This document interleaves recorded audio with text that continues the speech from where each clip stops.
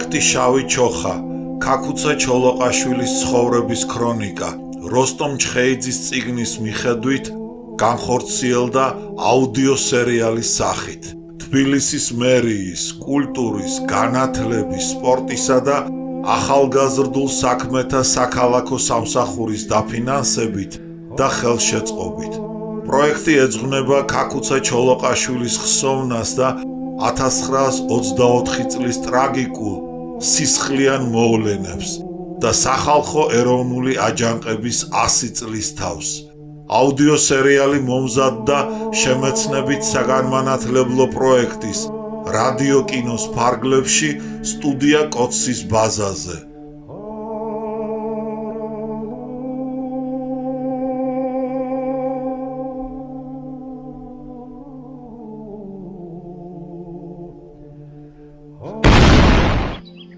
როსტომ ჩხეიძე, შავი ჩოხა, ქაქუცა ჩოლოყაშვილის ცხოვრების ქრონიკა.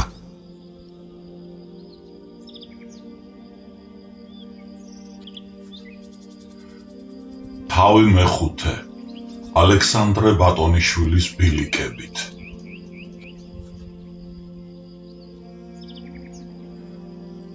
ტყეში გასვლას არ ჩქარობდა ქაქუცა ჩოლოყაშვილი. ამდენ ხანს გაუთელავი რჩებოდა აჯანყების ბილიკები და ცოტა კიდევ ეთმინა მისი აელვარება, რათა უკან დასახევი გზა დაეტოვებინა. იქნებია ტაქქვეშა მოძრაობა საკმარისი ყოფილიყო დაუმორჩილებლობის სულის გასაძლიერებლად და შეიარაღებულ რაზმთა გამზადებისათვის. თავგადაკლული განსჯის გარეშე ჩანაფიქრის შესაფერისად ვერ აეწყობოდა წინააღმდეგობის ქსელი მთელ საქართველოს უნდა გადასწვდენოდა და ჩრდილო კავკასია შემოერთებოდა ამბოხების დღის გათენების მოლოდინს. მისი განზრახვა 1832 წლის შეთქმულების მეთაურთა მოქმედებას უფრო უახლოვდებოდა ვიდრე ალექსანდრე ბატონიშვილის და ასეც გაგრძელდებოდა და გადამწყვეტი თარიღიც ასე შეირჩეოდა. თუკი ეჭვის აღება ბოლშევიკურ ხელისუფლებას არ უბიძგებდა მის დასაპატიმრებლად. არადა უბიძგებდა რომელია. საიდუმლო რაზმების შექმნაზე რომ არ ეზრუნა, მაინც უკრიფავდნენ მიზეზს, როგორც თავადიშვილს, სამხედრო გამოცდილების მქონესა და სახელოვანს. ეს ყოველივე ხდება საეჭვო ახალი რეჟიმის თვალში, რომლისთვისაც წარმოუდგენელი გახლდათ არა მარტო არალეგალური საქმიანობისათვის გარკვეული უფლების მინიჭება, არამედ სხვა რომელიმე პარტიის არსებობაც კი, საერთოდაც განსხვავებული აზრის ფაჩუნი. ჯერ მწერლობისათვის მკაცრად რომ არ ამოედოთ ლაგამი, ეს არაფერს ნიშნავდა, რადგან ეს დროც მოაწევდა და ძალიან მალე.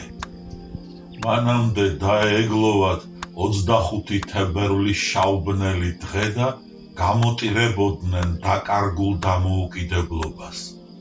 ჯერ სამხედრო პირებს უნდა დარეოდნენ, მებრძოლებისათვის გაესწორებინათ ანგარიში. საამისო საბაბს უამრავს იპოვიდნენ, მით უმეტეს თუ არისტოკრატიული წარმოშობა და საქართველოს სახელმწიფოებრიობაზე ფიქრი დანაშაულად გეთვლებოდა. ასე რომ ქაქუცა ჩოლოყაშვილის ბედი გადაწყვეტილი იყო. გადაწყვეტილი იყო თუკი ტყეში არ გაასწრებდა. კინაღამ ვერც გაასწრო. ჩეკა ყველა რევკომში აფრენდა საიდუმლო ბრძანებას. თუ სადმე ახლო-მახლო ქაქუცა ჩოლოყაშვილს წააწყდეთ, ულაპარაკო დაატუსაღეთ და დაუყოვნებლივ გამოგვიგზავნეთ თბილისშიო. თვალი მოჰკრან თუ წააწყდნენ კი არა, უკვე სიღნაღის სატუსაღოში გამოეკეტათ ოღონდ სულ სხვა მიზეზით. ამ მაზრაში უწევდა ტრიალი და აქვე მოუხდა შეხლა შემოხლაც ხელისუფლების წარმომადგენლებთან. რაიმეს მოითმენ და შეეპუებოდა თუ რა. არც ისინი დაუთმობდნენ და რაკიღა უკვე მომძლავრებულიყვნენ, აღარც შეპყრობისას დაერიდებოდნენ. კაკუცას გადაგზავნა ჩეკას სარდაფებში ნიშნავდა წინააღმდეგობის სულის გატეხას, რადგანაც მისი შემცვლელი ადვილად არ მოიძებნებოდა. ბედი უხთოდ ტრიალებდა ქართველობის თავზე და არც კაკუცა ჩოლოყაშვილს აკლდა მისი კირთება, მაგრამ ამჯერად წყალობის ბუნებაზე დამდგარიყო ფორტუნა და ხელვარე სიუჟეტი მონატრებოდა. სიუჟეტის ძაფები კი კაკუცა ჩოლოყაშვილს ეპყრა ხელთ და ამ ხელებს არ უნდა აღკვეთოდათ მოძრაობა. ჩეკას სარდაფში მოხვედრილი კაცი იქიდან უნებლად ვეღარ ამოაღწევდა და ამიტომაც სიღნაღის რევკომის მდივნად მაინც და მაინც დათა გომელაურს უნდა ემსახურა, 1000-ეულის ერთ ყოფილ ოფიცერს, ვინც გადამალვით ხომ გადამალავდა ჩეკადან მიღებულ ბრძანებას. კაკუცას მეგობრებსაც მაშინვე შეატყობინებდა მისი დატუსაღების ამბავს. ძაფრად მოჰყვებოდა ძველი შეხედულებანი და განწყობილებანი და ეს განცდა არ მისცემდა უფლებას, თუნდაც გულმშვიდად დალოდებოდა მოვლენათა მსვლელობას. არამც თუ ხელისუფლების წყალობის მოლოდინში საკუთარი ხელით ჩაებარებინა პატიმარი ახალ მოწესეთათვის. არამც თუ მას შერჩენოდა ადრინდელი განწყობილება, ჟლობასაც კი წამოუვლიდა ძველი განცდები და დაავიწყდებოდა ამ წუთას რამხელა ძალაუფლებისთვის მიეღწია. რა იყო მაინც ადრინდელი განწყობის ამოხეთქვა სწორედ კაკუცა ჩოლოყაშვილის დანახვისას მოხდებოდა. ტვერის პოლკი გაახსენდებოდა ქუთურბიშაში მდგომარი მეფის დროს, იქ თავისი ვახმისტრობა და კაკუცას მიერ ასეულის ხელმძღვანელობა. იფიქრებდა რაღაც მის არსებაში და როგორც დაჩვეულიყო, ამჯერადაც ისე მიაძახებდა. ოხ, ვაშა სიაწელство! და ისე გაიჭიმებოდა, აშკარად ჩანდა თავის დროზე სამხედრო მოვალეობას კი არ იხდიდა ამგვარი მიმართვით. ამ მეთაურის მიმართ ჰქონდა განსაკუთრებული მოწიწება. დინჯი, დარბაისელი და უაღრესად კეთილი გულის პატრონი რომ იყო კაკუცა, ეს თვისებანიც ხიბლავდა მეომარს, მაგრამ ყოველ მხრივ ქართველი რაინდის განსახიერებად რომ წარმოდგებოდა, ეს მაინც განსაკუთრებით აღაფრთოვანებდათ. ამ მადლს ასხივებდა თავის და შეუმჩნევლად და ალექსანდრე სულხანიშვილი მარტოდენ ირაც კი არა, საერთო განწყობილებას გვამცნობს. ისეთი თვისებები დაეჯილდოებინა ბუნებას 1000 კაცში რომ აგერიათ. სრულიად უცნობი ადამიანიც კი მას მიაქცევდა ყურადღებას.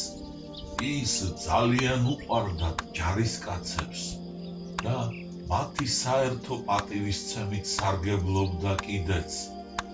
როგორი მხდალიც არ უნდა ყოფილიყო ჯარისკაცი, საუკეთესო ვაშკაცად იქცეოდა კაკუცას ხელში. ეს კიდევ ცალკე, უდაოდ მხედრად იყო იგი დაბადებული. ამიტომაცაა საქართველოს ოკუპაციის ერთ-ერთი სამხედრო მეთაური ასე რიგად რომ გამოჭიმულიყო კაკუცა ჩოლოყაშვილის წინაშე, გამაყებული რომ ამ კაცს პირადად იცნობს და ოდნავადაც არ აგდებს აინუმში, რომ ეს კაცი ქართველი პატრიოტია და თანაც თავადიშვილი. და მისი ეს შეძახილი, ოხ, ვაშა სიაწელство! გამჭვირვალედ მიანიშნებს ადამიანს თუნდაც იმ დახასიათებას, რაც ალექსანდრე სულხანიშვილის მემუარებში ამოგვიკითხავს. არადა აღარ არის ეს თუ ქურმიშა, ბათუმია და ჟლობას ევალება ქართველთა დივიზიისა და 1000-ეულის განიარაღება. ასეთი რამ ცხადი აღარ მოხდება და ალექსანდრე სულხანიშვილი ამ შემთხვევას ბედნიერ შემთხვევად მოიხსენიებს და ღიმილით დასძენს. ალბათ იმ წამს დაავიწყდა, რომ დრონი მეფობენ და არა მეფენი და ახლა თვითონ ბრძანდებოდა დიდი კაციო. ჯერ მარტო ესეც ცხადყოფდა ჟლობას მოწიწებას გმირის და არა მხოლოდ მეთაურის წინაშე, მაგრამ არ იკმარებდა, სხვა მოქმედებითაც დაადასტურებდა. როდესაც ცხენოსან დივიზიასა და პირველ ცხენოსან 1000-ეულში აერთებდნენ, ჟლობა ვის და ქაკუცას შესთავაზებდა ჩვენი ცხენოსანი ჯარის მეთაურობას.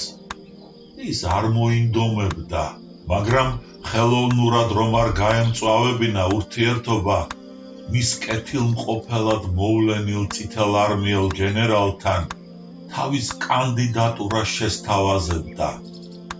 აგერ ფრიდონ წულუკიძე დანიშნეს სარდლადო.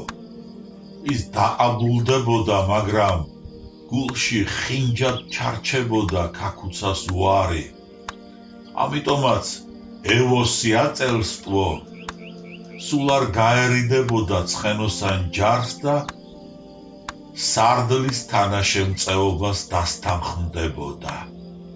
თავის მხრივ სთხოვდა რუს გენერალს იქნებ დაუყოვნებლივ დაუბრუნონ იარაღი და ცხენები ალექსანდრე სულხანიშვილსა და შარაშენიძესო.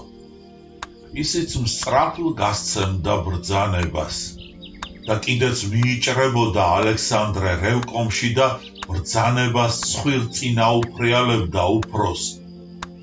აბა, შემოიხსენ ჩემი პარაბელუმი, ხომ გითხარი რომ არ შეგარჩენდი, მაშინ შენამყარე იარაღი, ახლა ჩემი ჯერიაო.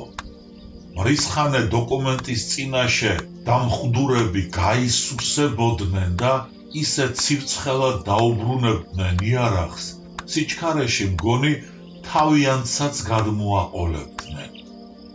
უფრო უჩვეულო რაღაც უნდა ყოფილიყო დაპყრობილი დამპყრობელს ართმევდა ხელიდან იარაღს ახალ მოწესთა შენობაში. ალექსანდრეს ცხენს რაღა ეშველებოდა, თორემ დღედაღამ სირბილით რომ გაეწამებინათ და უჭმელობით სული ამოეხადათ, დაბრუნებით იმასაც კი დაუბრუნებდნენ, მაგრამ ქუთაისამდე ვერ მიაღწევდა ქაკუცა ჩოლოყაშვილი. თავისებურად სიმბოლური სურათია, რაც პატრიოტებისათვის ასე რიგად ძვირფასია, ახალ მოწესედ არაფრად უღირთ და დაუნანებლად და ულმობლად ეპყრობიან. განა მარტო ცხენებს, ადამიანებსაც არანაკლები სისასტიკით და მთელ ქვეყანასაც სული რატომ უნდა ამოხადო, მაგრამ სხვაგვარად რომ არ შეუძლიათ. ოხ, ვაშა სიაწელსტვო! გაახსენდებოდა და ეღიმებოდა ქაკუცას.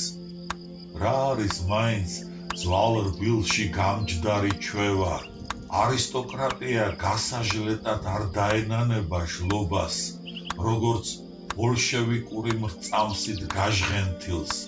არ ჩემს საგვარეულოს მოერიდება, არადა მისთვის ახლაც კი სიატელსტოდ ვრჩებიო. დროზეო, უთვლიდა დათაგომელაური ქაკუცას მეგობრებს და იმათ რაღა შეგულიანება უნდოდათ, იმავე ღამეს მიეჭრებოდა რევკომს 6 კაცი. მილიციელებს იარაღს რომ აჰყრიდნენ, გვარიანადაც მითეთქვავდნენ და გამოხსნილ ქაკუცას ერთად თელავის მაზრაში აფარებდნენ თავს. ორიოდე დღეში უკვე ალვანის ტყეში დასცემდნენ ბანაკს. ეპოსის არსენა ოძელაშვილი მარტო რომ გავიდოდა ტყეში, ზალ ბარათაშვილთან მოუვიდოდა უკმაყოფილება და მიზეზიც ეს გახდებოდა. როგორ შენს მოახლე გოგოს არმა ტანცოლადო, ეს უკმაყოფილება და ბატონის ბიჭებთან შეხლა-შემოხლა მიხეილ ჯავახიშვილის რომანშიც გადავიდოდა ცხადია, ოღონდ აქ დაემატებოდა არსენას დატუსაღება, მისი გამომწყდება თელავში, საიდანაც გმირმა თავი უნდა დაიხსნას და ტყეში უშუალოდ იქიდან შეეფაროს. რომანისტს სრული უფლება ჰქონდა, თუნდ წარმოსახვით შეეთხზა არსენას დაპატიმრების ეპიზოდი, მაგრამ ამ შემთხვევაში გამოგონილი არაფერია და მარაბდელი გმირის გზა სატუსაღოდან ტყეში გავლამდე ყოფითი რეალობიდან გადანაცვლებულა არსენა მარაბდელის სიუჟეტში. რაკიღა რომანის მთავარი პერსონაჟი ქაკუცა ჩოლოყაშვილის სახებისა და ფსიქოლოგიურ პორტრეტს გულისხმობდა, მას ტყეში გავარდნაც ყოფითიდან განმეორებულიყო. ეგაა რომანის სინამდვილეში ხუთი ცხენოსანი შთაინთქმის ღამეში, ყოფით სინამდვილეში 7. და ბედისწერას ასე გაეჩინა, რომ სატუსაღოდან გამოხსნილი მიხა ბალიაშვილი, ვასო თამაზაშვილი, სოსო ლოსაბერიძე, მიშა ნაცვლიშვილი, ჩითინაშვილი და ქარუმა მაღარაშვილი აღმოჩნდებოდნენ ქაკუცა ჩოლოყაშვილთან ერთად შეფიცულთა რაზმის სათავედ, პირველ ბირთვად და მთელი წინააღმდეგობის მოძრაობისაც, რომელიც ის რამდენიმე წელი ხომ დაუფრთხობდა ძილს ახალ მოწესედ, განადგურების შემდგომაც დარჩებოდა რწმენისა და იმედოვნების თავწყაროდ, გაწამებულ სულს მისი გახსენებით რომ მოიბრუნებდი და მის აღდგენის ოცნებით მიმოავლებდი თვალს ხელახლა ბალახ გადავლილ ბილიკებს. ჯერ ჰადაჰა უნდა გაიწმინდოს შამბნარისაგან ალექსანდრე ბატონიშვილის ნაფეხურები, ვაჟა-ფშაველას რაც ეოცნებებოდა, იქნებ იძულებით აღმოჩნდე ტყეში როგორც კანონ გარეშედ გამოცხადებული და გაუთავებელი ყოყმანისა და აწონ-დაწონვის საშუალება მომესპოსო. ქაკუცა ჩოლოყაშვილი სწორედ აქეთ მიეგდო ბედს, ამოეკლო მოქალაქეთათვის და აჯანყების სამზადისში ჩაეფლო. კოტე აფხაზი რომ ურჩევდა პარტიზანული მოძრაობის წამოწყებას, ეს შეთავაზება ელიზბარ ერისთავის საქმიანობის განმეორებას გულისხმობდა, ხელისუფლების ცხვირწინ რომ ტრიალებს და შეთქმულების ძაფებს ხლართავ, მაგრამ ბედისწერის განჩინებას რომელი ჩანაფიქრი შეეტოლება. ვაჟა-ფშაველას რა ეოცნებებოდაო, ვაჟა-ფშაველას რა ეოცნებებოდაო. საჯარო გადმოცემა ერთხელაც იქნებოდა ისტორიულ ესეით თუ ლიტერატურულ სილუეტად ამეტყველდებოდა თამაზ ნატროშვილის ხელში, ვაჟა-ფშაველას პოეტური სტრიქონებით რომ დასათაურდებოდა იას ბნელ ხევში მოსულსა, სტრიქონით ლექსისა უმუგეშო ყოფნა, რომელსაც უნდა განესაზღვრა ამ თხზულების ძარღვიც და კომპოზიციური აღნაგობაც.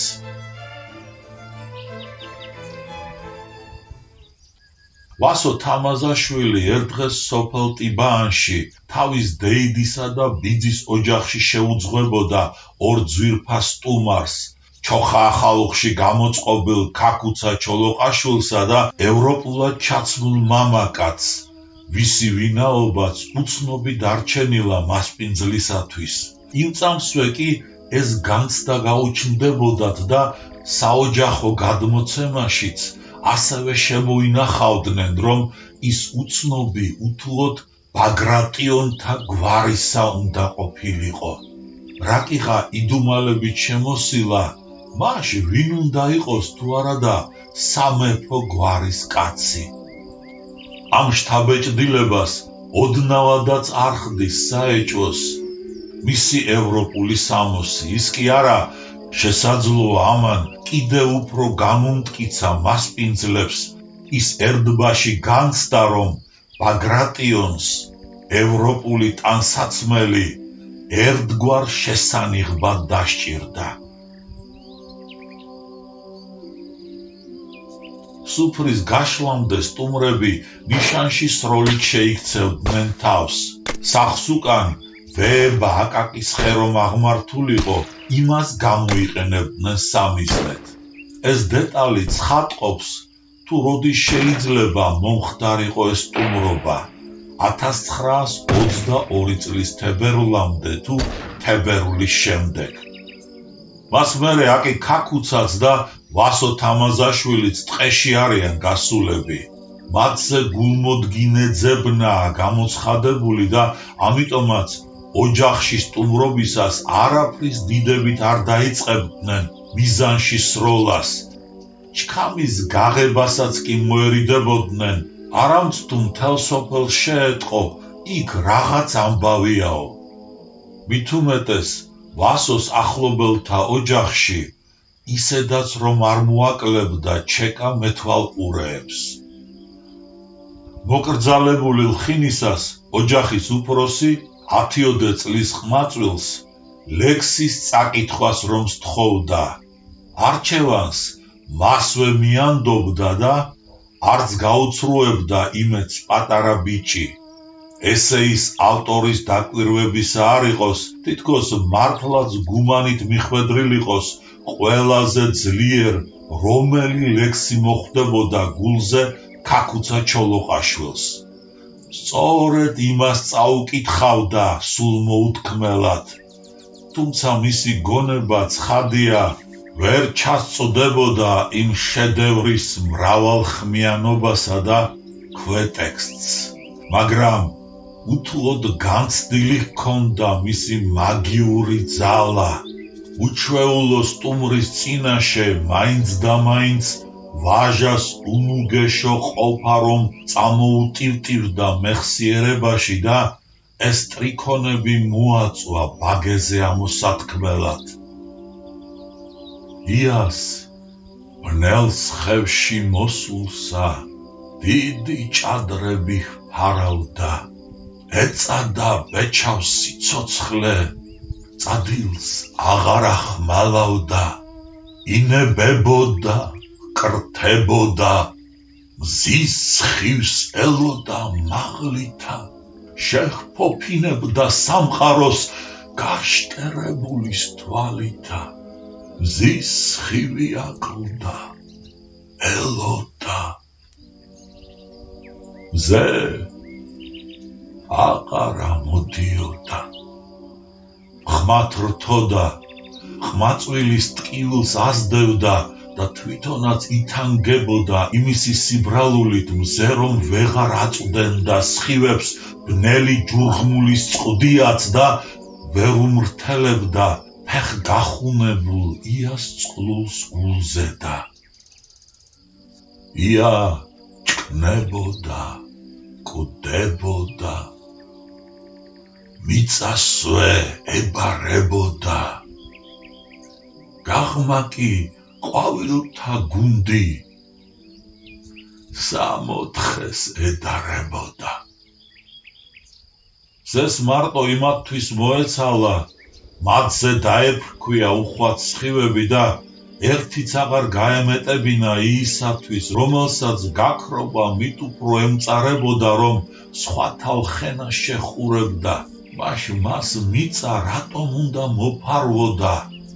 რატომ და სინამდვილე ეს იყო და ვაჟა თავს ნებას ვერ მისცემდა რაიმე გადაესხვაფერებინა და შეელამაზებინა.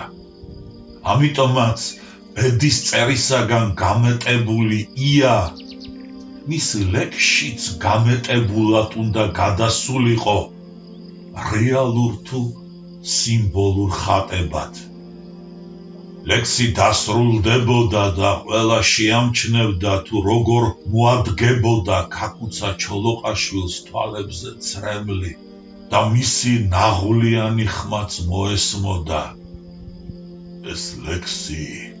ეს ლექსი ხომ საქართველოზე უთქვამს. იტყოდა ამ ფრაზას და გაირინდებოდა. სხვებიც ისე გაყუჩდებოდნენ და ისეთი მძიმე სიჩუმე ჩამოვარდებოდა. თამაზა ნატროშვილი ამ განწყობილებას ხელშესახები განცდისთვის ახალი მიცვალებულის ხსენებასთან გააიგივებდა.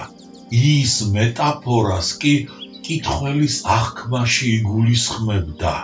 ჩვეულებრივ იადაც და მიამსგავსებდა ალალ მართალ კაცსაც, ვისაც ცხოვრებას უწამლავს შური და მტრობა და ჩრდილით აზდევნებია ის სიძულვილი უკუღმართ ადამიანთა გულში რომ ბადებს პატიოსნებისა და ჭეშმარიტების გზით მავალთა მაგალითი.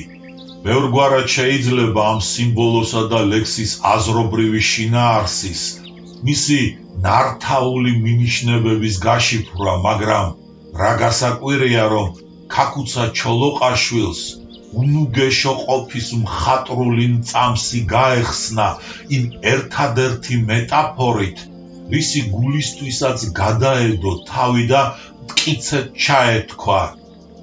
ისე არ გავეცლები ცხოვრების ასპარესს, ვიდრე არ გაწყდება უკანასკნელი ძაფიც რუსეთისა და საქართველოს შემაერთებელიო. ეს ლექსი ხომ საქართველოზე უთქვამსო. ისვე აღმოხდა და ვაჟასი არ იყოს 15,000 მჭერმეტყველი პროფესორი რომ მოგეყვანათ, იმის რწმენას აზრს ვერ გამოუცვლიდნენო.